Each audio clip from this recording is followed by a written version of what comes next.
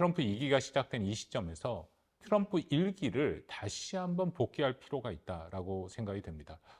왜냐하면 트럼프 대통령이 북한의 김정은 위원장에 대해서 여러 차례 자신과의 관계가 좋았고 또 김정은이 트럼프의 복귀를 반길 것이다라고 얘기를 했고 일부 보도에 따르면 이미 일정 수준 소통이 됐을 가능성도 열려 있습니다.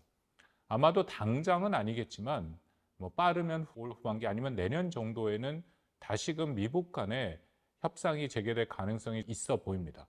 그러니까 이런 것들을 종합적으로 판단을 할 때 그렇다면 과연 2017년부터 2020년까지 트럼프 대통령이 재임했던 그 시기에 미국 간에 어떤 일이 있었는가를 우리가 다시 한번 복기해 보는 것은 앞으로의 미국 간의 협상을 전망하는데 매우 중요한 하나의 지침이 된다라고 생각을 합니다. 또 트럼프 행정부 1기 때의 특징 중에 하나가 사실은 미국 간에 무슨 일이 있었는지를 우리가 정확히 알려고 하면은 30년 규칙이라는 게 있습니다. 정부가 발간했던 또 정부가 작성했던 여러 가지 비밀 문서들이 30년이 지나면 대부분 뭐 심사를 하긴 합니다만 비밀 해제가 되죠. 그래서 뭐 외교사나 역사를 전공하는 사람들 입장에서는 30년이 지난 후에 그 당시에 무슨 일이 있었는지를 복기하는데 트럼프 행정부는 좀 독특한 미국의 행정부 중에 하나입니다. 왜냐하면 물론 아주 자세한 내용은 30년이 지나야 더 확실히 알 수 있긴 합니다만 대부분 무슨 일이 있었는지가 사실상 트럼프 1기 행정부가 진행되면서 상당 부분 공개가 됐습니다. 아마 여러분들도 잘 아시겠지만 트럼프 행정부의 고위 관료들은 대부분 트럼프에 의해서 해고가 됐죠. 해고가 됐던지 자기가 자리에서 내려오면 최소한 그 행정부가 끝난 이후에 본인의 비망록 회고록을 내는데 좀 많은 트럼프 행정부의 핵심 인사들 같은 경우에는 트럼프 1기 행정부가 끝나지 않은 상황에서 자신들의 비망록을 냈습니다. 또 여러분들도 아마 아시리라고 생각하는데 밥 우드워드 같은 기자는 트럼프가 직접 인터뷰를 했고 또 백악관에 출입을 하면서 굉장히 자세한 내용들, 일종의 그 비하인드 스토리라고 불리는 것들을 다 발표를 했기 때문에 그런 모든 자료들을 종합해 봤을 때 어떻게 트럼프가 이 모든 것을 결정했는지 완벽하게 알 수는 없습니다만 상당 부분을 알 수 있다라고 생각이 됩니다.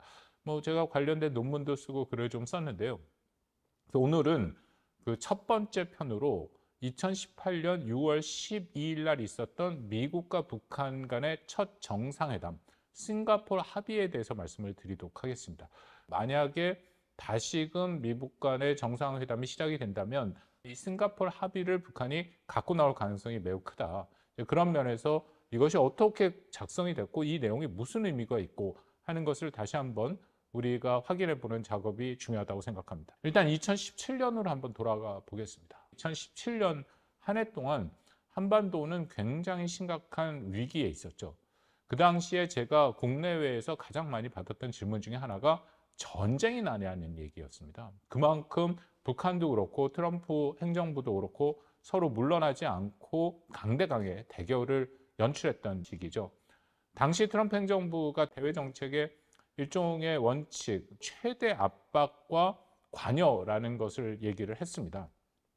그것이 북한에도 적용이 됐는데요. 북한이 대화에 응하지 않았기 때문에 상당 부분 압박을 가했습니다. 그런데 더불어서 관여도 동시에 진행했던 게 2017년 트럼프 행정부 대북 정책 특징입니다. 먼저 관여 분야를 말씀을 드리겠습니다. 2017년 워낙 긴장감이 고조됐기 때문에 과연 트럼프 행정부가 관여를 하려고 했는 노력이 있는가라는 것을 놓친 분들도 많이 계시다고 생각하는데 상당 부분 관여를 시도를 했습니다. 무엇을 얘기했냐면 정책 원칙으로 트럼프 행정부에서 공식적으로 얘기를 했습니다. 일단 대북 정책의 군사적 옵션을 배제하고 평화적 외교 수단을 통해서 북한 핵 문제를 해결한다. 이것이 굉장히 중요한 원칙이라 해서 수차례 발표가 됐고요. 당시에 틸러슨 국무장관은 한 발 더 나가서 구체적인 영어로 for no 네 가지를 안 하겠다라는 것을 밝힙니다. 그 네 가지가 뭐냐면 북한 정권 교체 안 하겠다. 북한 정권 붕괴 추구하지 않겠다.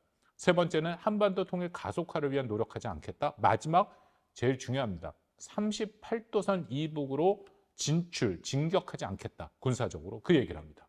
이 for no라고 불리는 이 부분은 진짜인지 아닌지를 떠나서 북한이 늘 자신들의 위협이다 얘기하는 핵심 요인들이죠. 그래서 이른바 피포위 의식, 늘 북한은 포위당했다라는 얘기를 하는 자신들의 안보 우려 사항의 네 가지입니다. 이 모든 것을 하지 않겠다라고 틸러슨 당시 국무장관이 공식적으로 얘기합니다.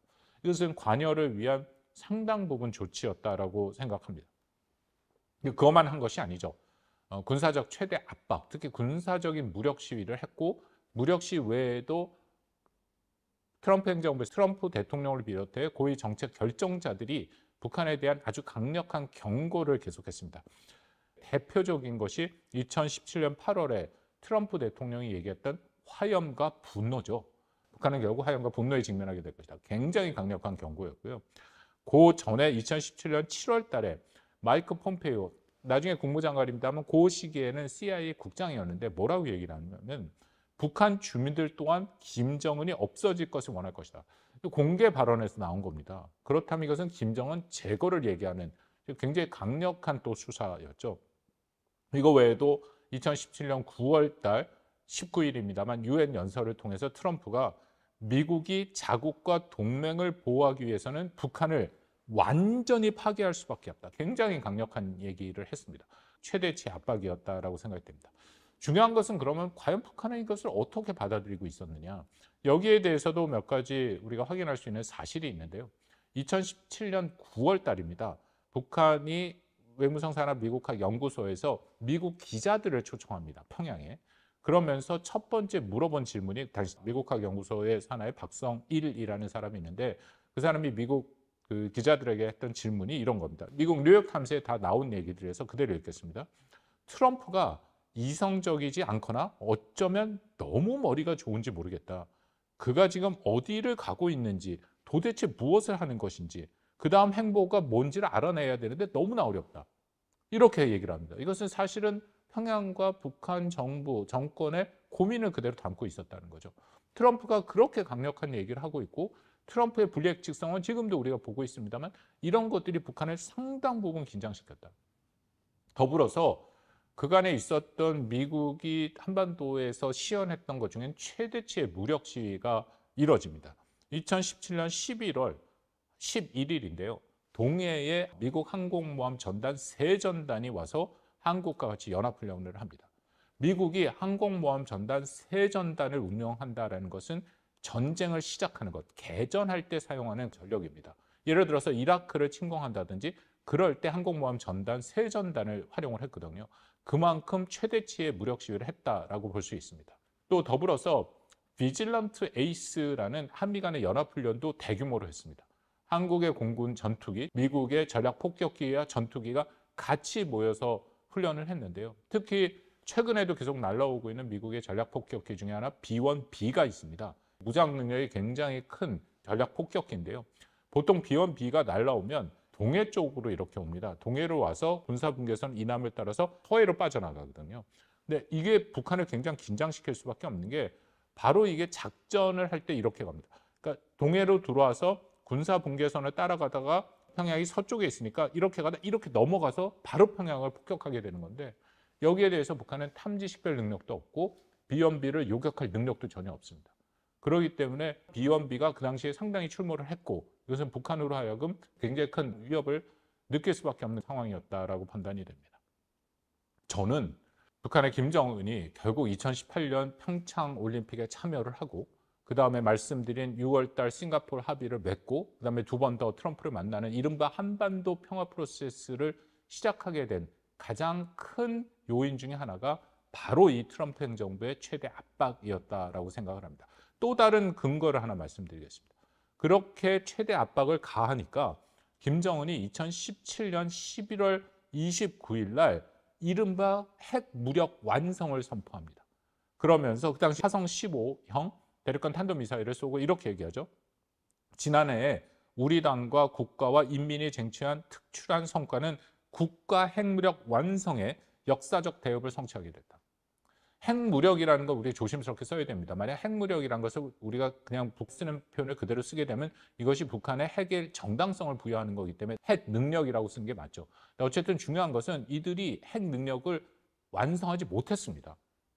그거는 지금 현재 상황에서도 볼 수 있습니다. 화성 15가 핵 능력이 완성됐다면 그 후에 지금까지 북한이 발사한 것, 가장 최근엔 작년 10월 말에 화성 19형이라는 대륙간 탄도미사일을 쏘고 나서 이것이 그들이 갖고 있는 대륙간 탄도미사일의 종결자라고 얘기를 하거든요. 그러면 2017년부터 2024년 7년간의 시간이 있었고 그간에 여전히 대륙간 탄도미사일의 개발의 필요성이 있었다라는 것이고 여전히 화성 19형을 쐈기는 했습니다만 아직도 북한이 정말 대륙간 탄도미사일 미 본토를 타격할 수 있는 능력을 갖췄는지에 대해서는 판단이 여러 가지가 있습니다. 아직까지도 재진입 기술이라든지 정상 각도로 발사를 했다든지 혹은 북한이 주장하는 다탄도의 능력을 확보했는지 뭐 여러 가지 아직 확인되지 않은 사실들이 많이 있죠. 근데 중요한 것은 2017년 11월 달에 북한이 선포한 핵 능력 완성은 이루어지지 않았다라는 겁니다. 이것이 북한이 미국한테 트럼프 행정부한테 받고 있는 압박을 방증한다라고 생각이 됩니다.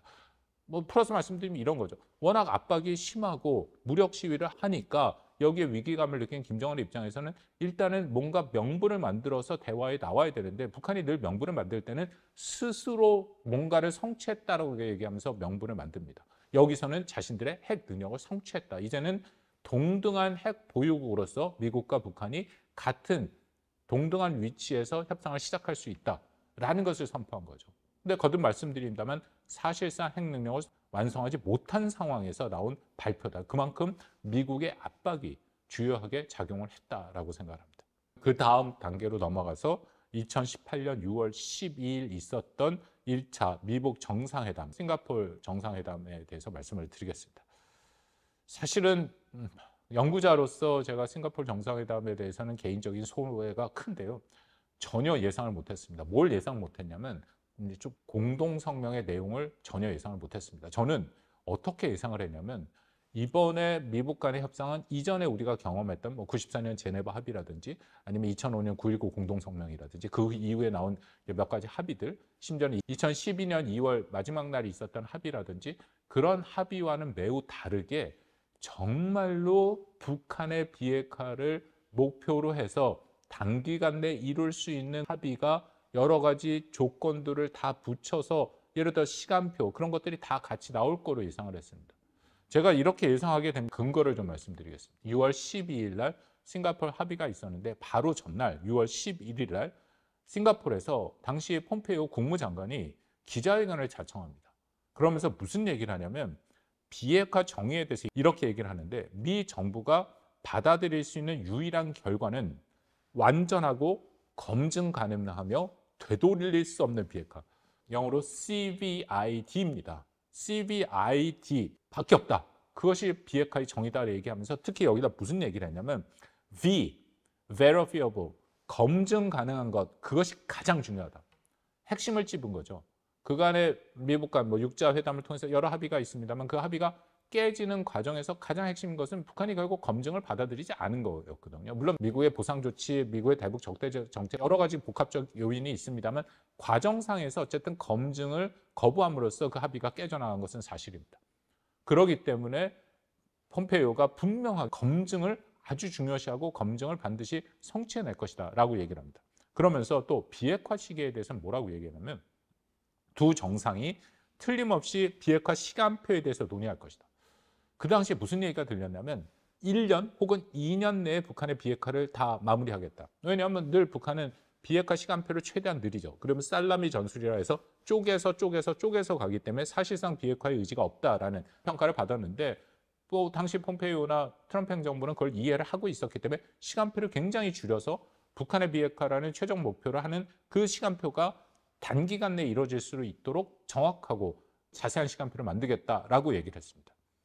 그리고 비핵화 방안, 북한의 조치에 대해서도 명확하게 그것을 쓸 것이고 거기에 대한 보상 조건, 그러니까 북한한테 무엇을 줄 것인가에도 과거와는 근본적으로 다른 독특한 것이 될 것이다. 이 부분은 아직 정확하게 나오진 않았습니다만 비핵화 방안을 분명히 갖고 있었다는 것은 맞습니다. 이런 비핵화는 이전과는 다른 형태로 정말 북한의 비핵화를 목표로 한 것이었죠. 그래서 저는 기대가 있었습니다. 이전엔 정말 다르게 이제 북한의 비핵화가 완전히 이루어지겠구나 하는 기대가 있었습니다. 그런데 6월 12일 날 막상 발표가 되니까 저의 기대와는 굉장히 다른 상황이 발생했습니다. 개인적인 말씀을 드려 좀 그렇습니다만 저는 싱가포르에 가지는 않았고 한국에 있었는데 싱가포르에 간 많은 한국 언론사 이제 기자들이 연락을 했습니다. 그러면서 공동 성명을 보고 이것이 어떤 의미인지 좀 평가를 해달라고 얘기를 하더라고요. 영문으로 먼저 왔습니다. 그래서 제가 먼저 읽고 그 기자랑 얘기를 하면서 첫 번째 저의 반응이 그 다음 문서를 주세요였습니다. 그랬더니 기자가 굉장히 당황하더라고요. 이게 다라고. 그래서 제가 뭐라고 얘기했냐면 그럴 리가 없다. 그날 하루 종일 싱가포르 합의에서 보니까 트럼프와 김정은이 굉장히 많은 문서에 서명을 하던데 다른 문서가 있을 것이다. 이 문서는 아니기 때문에 이제 구체적으로 얘기한 문서가 있을 것이다. 했더니 그 기자가 당황하면서 없다라고 얘기합니다. 순간적으로 제가 연구자로서 최대한 감정을 배제하고 얘기해야 되는데 이렇게 되고 그 문서를 보니까 제가 너무 좀 황당해서 저의 반응이 뭐라고 나오냐면 이것은 희대의 사기극이다라고 얘기를 했습니다. 그러면서 북한이 불러준 대로 미국이 받아 적은 것이기 때문에 이것은 뭔가 협상의 결과로 보기는 어렵다라고 얘기를 했습니다. 이런 말씀을 드리는 게 공동성명을 한번 보시면 처음에 제가 공동성명을 영어로 읽었죠. 이게 어디서 제가 많이 보던 내용들입니다. 그래서 바로 북한의 노동신문을 봤더니 그 전날 6월 11일자에 북한의 노동신문에 무슨 내용이 나왔냐면 조미 순회 회동, 그들의 표현이죠. 북미 정상회담을 하는데 거기에서 북한이 미국한테 원하는 것, 그래서 이런 것이 이루어져야 된다라고 자신들의 희망사항을 적어놓은 거였거든요. 그런데 그 북한 노동신문에 나온 거랑 6월 12일 싱가포르 합의의 공동성명이 순서 하나 안 틀리고 똑같은 단어로 돼 있습니다. 이것은 북한이 원하는 대로 100% 미국이 수용한 것이다. 보겠습니다. 첫 번째 내용은 새로운 조미 관계, 북미 관계를 개선한다라고 돼 있고 6월 10일 날 나온 미국 공동 성명에도 여기 보면 북한 노동신문에도 똑같이 첫 번째가 새로운 조미 관계 수립. 두 번째에 보면 조선반도에서 항구적이고 공고한 평화체계라고 싱가포르 합의에 됐고 6월 11일자 북한 노동신문에도 똑같이 조선반도의 항구적이고 공고한 평화체제.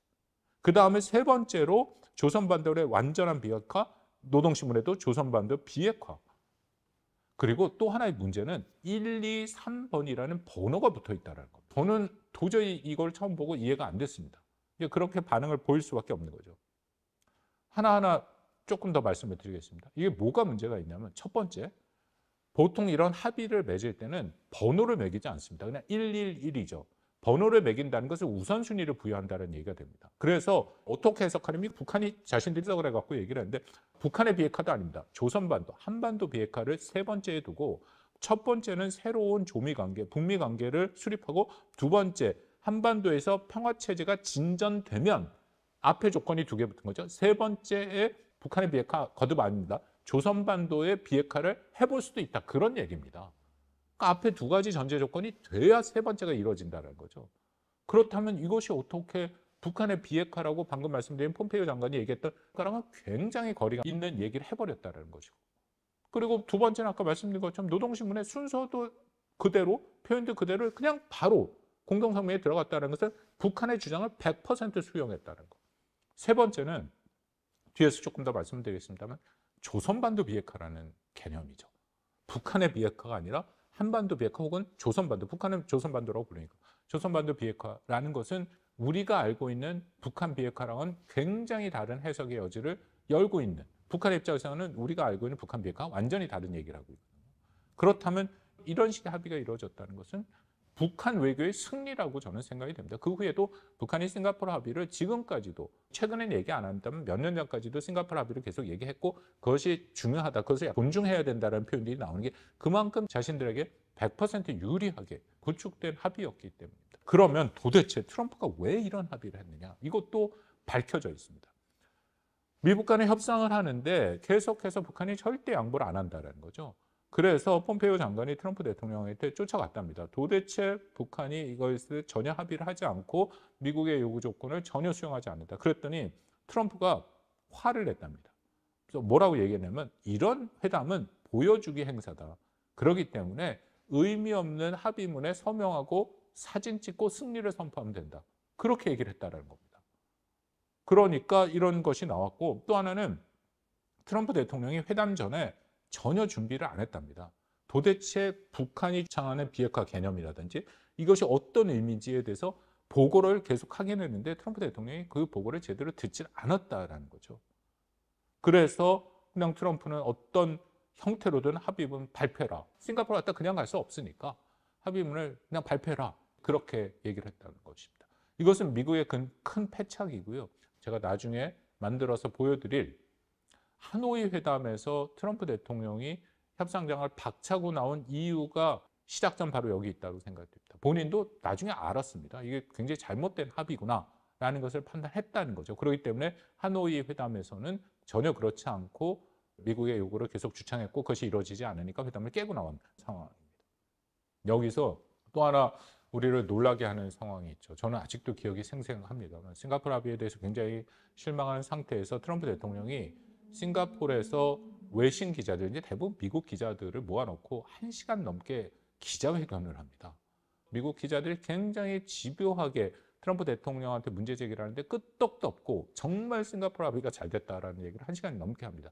근데 그거보다 중요한 것은 여기서 정말로 우리에게 충격을 주는 발언이 나오는데 트럼프 대통령이 한미가 하고 있는 연합훈련과 전략자산 전개를 비싸고 도발적인 전쟁 게임이라고 얘기합니다. 영어로 expensive, provocative war game이라는 표현을 써버립니다.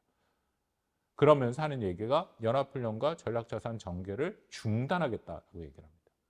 이게 큰 충격을 받을 수밖에 없었던 게 당시 매티스 미 국방장관, 틸러슨 미 국무장관 가장 핵심 측근들도 전혀 몰랐다는 것이고 한국 정부도 몰랐습니다.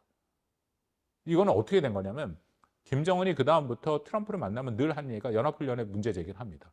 그 당시에 싱가포르 합의에도 당연히 얘기를 했을 것이고 트럼프 대통령 입장에서는 이 연합훈련이라는 것이 김정은의 표현대로 그렇게 받아들인 거고 또 이 비용에 민감한 트럼프 대통령이 연합훈련에 대해서 비용 문제를 늘 생각하고 있었기 때문에 그게 결합돼서 굉장히 부정적인 인식이 여기서 표출된 거죠. 매우 우려가 됩니다만 아직까지도 트럼프 대통령은 연합훈련과 전략자산 전개에 대해서 이런 생각을 갖고 있습니다. 굉장히 큰 한국의 안보에 도전이 되는 상황입니다. 정리를 하겠습니다. 6월 12일 도대체 합의가 어떤 의미냐. 아까 충분히 설명을 드렸다고 생각이 되는데 방금 제가 해석한 것이 맞다라는 것이 바로 확인이 됩니다. 어떻게 확인이 되냐면 6월 달에 싱가포르 합의 이후에 폼페이오 장관이 북한에 갑니다. 이제 3차 방북인데 7월 5일부터 7일까지 갑니다. 가서 김정은을 못 만났거든요. 그전에는 다 김정은을 만났는데 가서 뭔 얘기를 하냐면 미국이 제대로 인식을 트럼프 행정부가 하지 못했다는 것이 싱가포르 합의에 1, 2가 있는데 1, 2를 빼고 3번 폼페이오가 평양을 방문한 것은 북한 비핵화에 대한 구체적인 조치를 논의하기 위해서 갔는데 당연히 북한은 무슨 소리 하냐 나오죠. 세 가지의 조건에 1번, 2번이 먼저 선행돼야 3번을 얘기하는데 왜 와서 1번, 2번을 얘기하냐 하면서 공개적으로 폼페이오를 비판합니다.